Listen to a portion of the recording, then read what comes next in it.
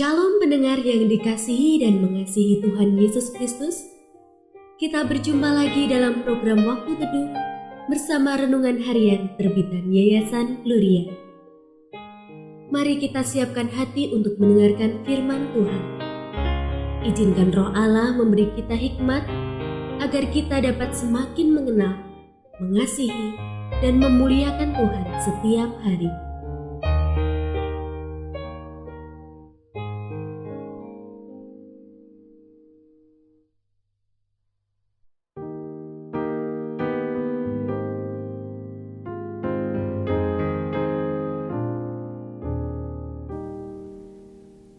Bagian firman Tuhan yang akan kita baca hari ini adalah dari Yohanes pasal 1 ayat 40 sampai 42. Salah seorang dari keduanya yang mendengar perkataan Yohanes lalu mengikut Yesus adalah Andreas, saudara Simon Petrus. Andreas mula-mula menemui Simon saudaranya dan ia berkata kepadanya, "Kami telah menemukan Mesias," artinya Kristus. Ia membawanya kepada Yesus.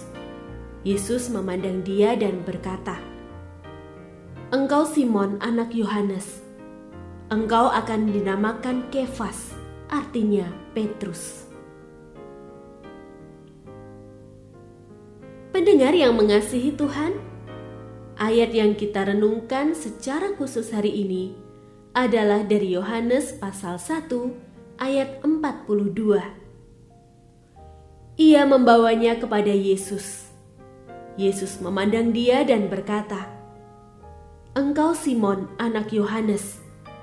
Engkau akan dinamakan Kefas," artinya Petrus.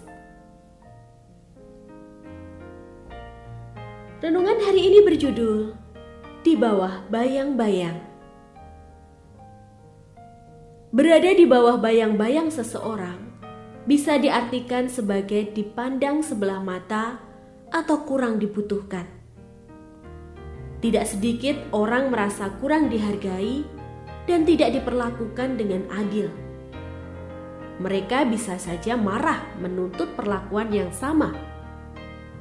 Jika Tuhan memosisikan diri kita harus berada di bawah bayang-bayang seseorang, apa reaksi kita?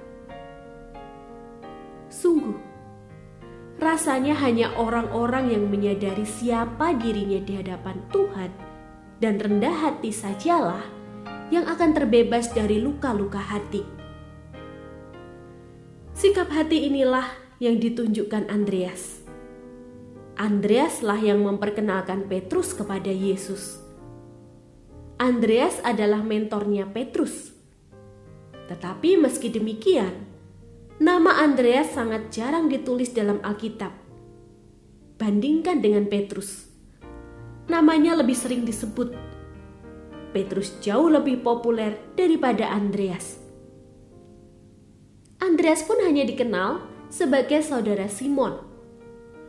Ia tidak pernah melakukan manuver untuk menyamai Petrus.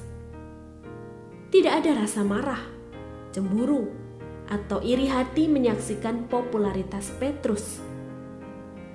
Andreas hanya berupaya menjadi yang terbaik bagi dirinya sendiri.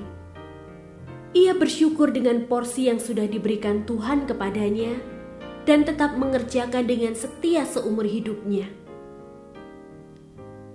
Setiap orang ingin diakui, diperlakukan dengan adil, atau mendapat penghargaan lebih dari orang lain. Tetapi bagaimana jika hal itu tidak terjadi?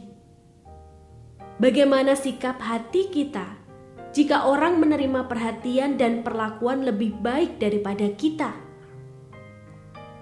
Apakah kita tetap menjaga hati untuk tidak terganggu dengan hal itu?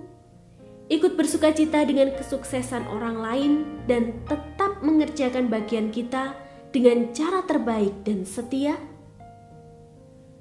Tidak perlu cemburu. Kerjakan saja dengan setia setiap porsi yang Tuhan berikan kepada kita.